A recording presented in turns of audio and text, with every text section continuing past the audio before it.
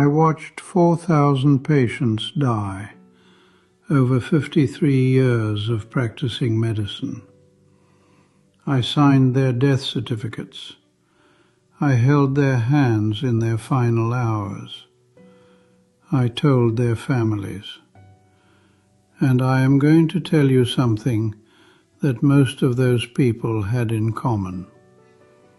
They did not have to die when they did. Not from genetics, not from bad luck, from choices. Exposed patterns I first identified in 1972. Exposed behaviors I warned patients about for decades. Most of them did not listen. Now most of them are gone. I am 102 years old. I am not telling you this because I want your sympathy or your amazement.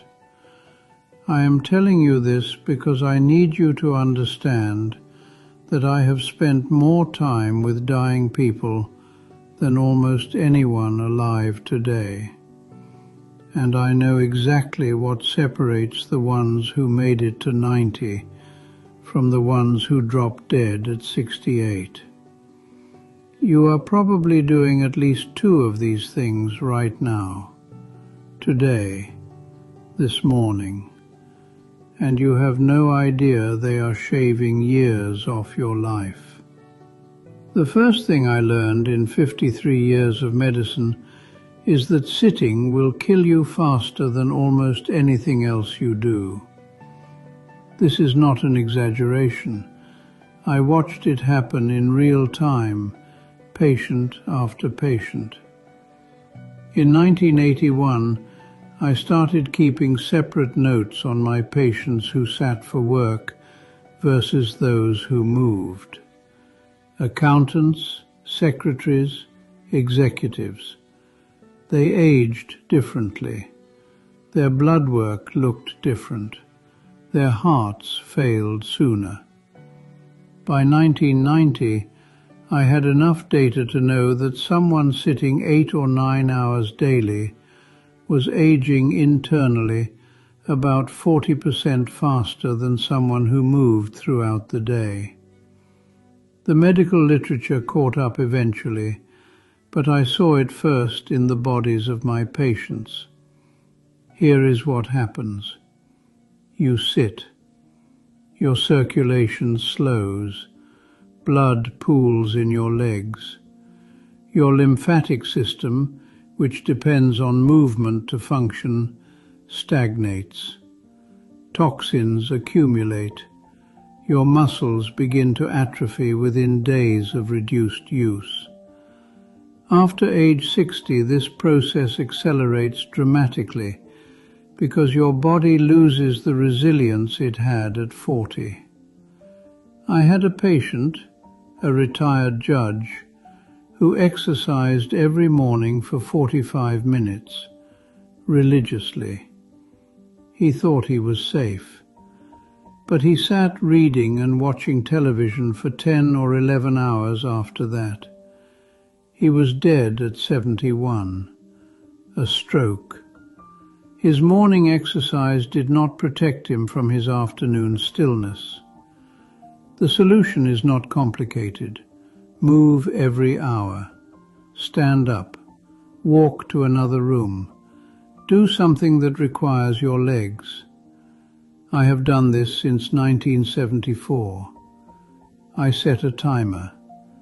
Every 50 minutes I get up. I am 102, and I still do this. The second pattern I identified was sleep. Not just getting enough sleep, but getting the right kind. I cannot tell you how many patients told me they only needed 5 or 6 hours. They said it with pride, like it was a sign of strength. It was a sign of delusion. Your brain requires 7 to 9 hours to complete its repair cycles. During deep sleep, your glymphatic system flushes out metabolic waste, including the proteins associated with cognitive decline. When you consistently cut your sleep short, you are allowing these toxins to accumulate night after night after night. I watched patients who slept poorly develop memory problems a full decade earlier than those who slept well. The correlation was so strong I could almost predict who would start declining based on their sleep habits in their 60s. And here is something the research is only now confirming. Broken sleep is worse than short sleep. Waking up 4 or 5 times per night, even briefly, prevents you from reaching the deep stages where restoration happens. Many of my patients did not even know they were waking. Their spouses knew, but they did not. If you wake up tired after 8 hours in bed, something is wrong. The third thing that kills people after 60 is loneliness. I know this sounds soft. It is not. Loneliness triggers a chronic stress response in your body. Your cortisol remains elevated. Your immune function decreases. Your inflammation markers rise.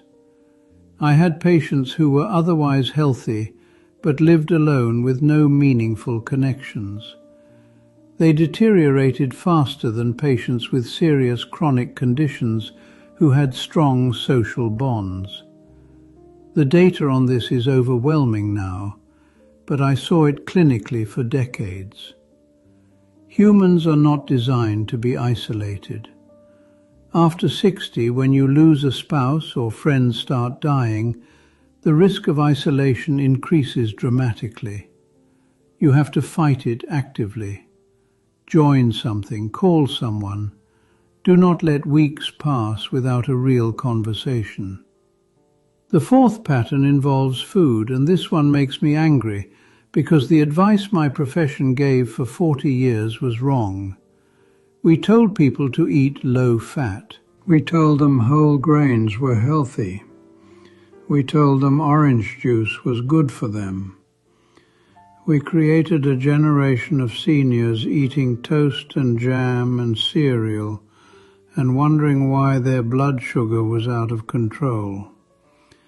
After age 60, your metabolism changes. Your insulin sensitivity decreases. Your ability to process carbohydrates diminishes. Foods that were fine at 40 become inflammatory at 70. I changed my own diet at 65 when I started seeing the patterns. I eliminated most processed carbohydrates. I increased healthy fats. I focused on vegetables and protein. My inflammatory markers dropped within 3 months. I recommend the same to my patients who would listen. Most would not. They trusted the old advice. Many of them are gone now. The fifth thing is chronic worry. This one is subtle because it does not look like a health problem. It looks like a personality trait. But constant low-level anxiety keeps your stress hormones elevated in a way that damages every system in your body. I had patients who were retired, comfortable, surrounded by family, and still spent hours every day worrying about things they could not control. Their bodies aged faster. Their sleep was worse.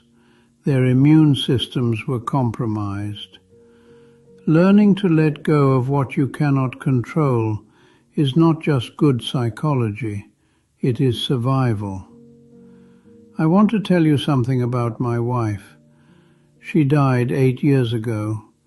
We were married for 61 years. She did not follow any of this advice.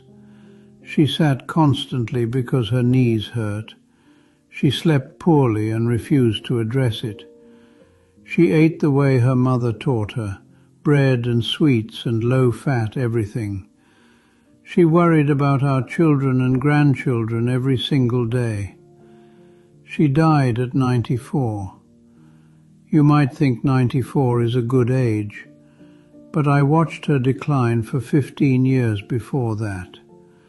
I watched her lose her mobility, her sharpness, her independence. Those final years were not a gift. They were a slow diminishment. She could have had another decade of real life. She chose not to change. I am 102. I live alone. I cook my own meals. I walk every day. I read. I call my grandchildren. I sleep 7.5 hours every night. I am not special. I am not lucky. I made choices. You are making choices right now, today, this hour. And I am telling you from 53 years of watching people die that those choices matter more than you want to believe. You do not have to change everything. Pick one thing. The sitting or the sleep or the isolation or the food or the worry. Fix one and the others become easier.